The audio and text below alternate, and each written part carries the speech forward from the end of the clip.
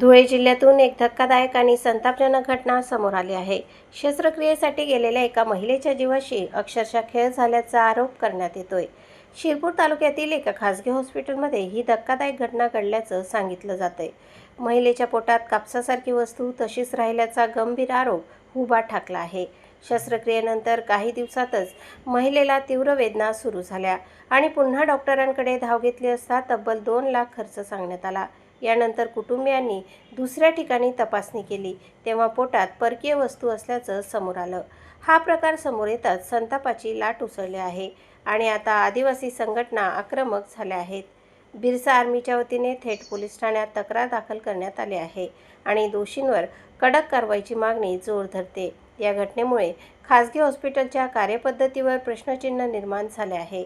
गरीब आणि आदिवासी रुग्णांशी असा खेळ का केला जातो असा सवाल उपस्थित होतोय। संघटनेने डॉक्टर आणि हॉस्पिटल प्रशासनावर गुन्हा दाखल करण्याची मागणी केली आहे। तसेच संबंधित हॉस्पिटलचा परवाना रद्द करण्याची मागणीही करण्यात आली आहे।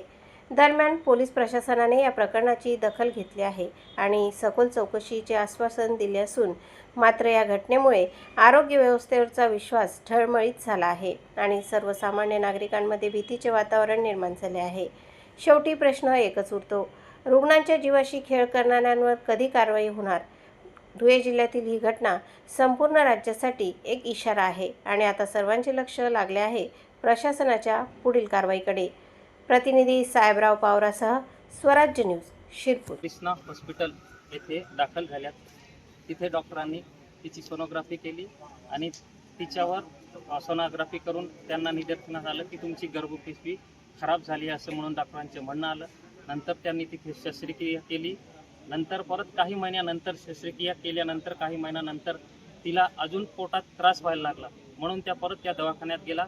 त्या संबंधित डॉक्टरांनी जास्त पैशांची मागणी केल्यामुळे त्यांनी तिथे ऑपरेशन न करता दुसऱ्या हॉस्पिटलमध्ये गेले आणि हा प्रकार त्या हॉस्पिटलमध्ये त्या डॉक्टरांनी निष्पन्नास आणला की तिथे सोनोग्राफी केल्यानंतर त्यांना कळालं की या बाईच्या पोटात कापडासारखी वस्तू राहून गेली।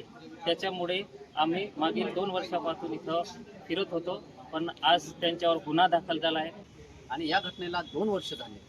तदनंतर विविध आदिवासी संघटना आणि त्या महिलेच्या परिवाराने पाठपुरावा करून तब्बल 2 वर्षानंतर गुन्हा दाखल करण्यात आलेला आहे। तर आज आम्ही इथं PI साहेबांना निवेदनाच्या माध्यमातून अशी मागणी करतो की जे काही संबंधित चुका करणारे आरोपी डॉक्टर्स आहेत त्यांना तात्काळ अटक करून त्यांचा वैद्यकीय परवाना निलंबित करण्यात यावा अशी आमची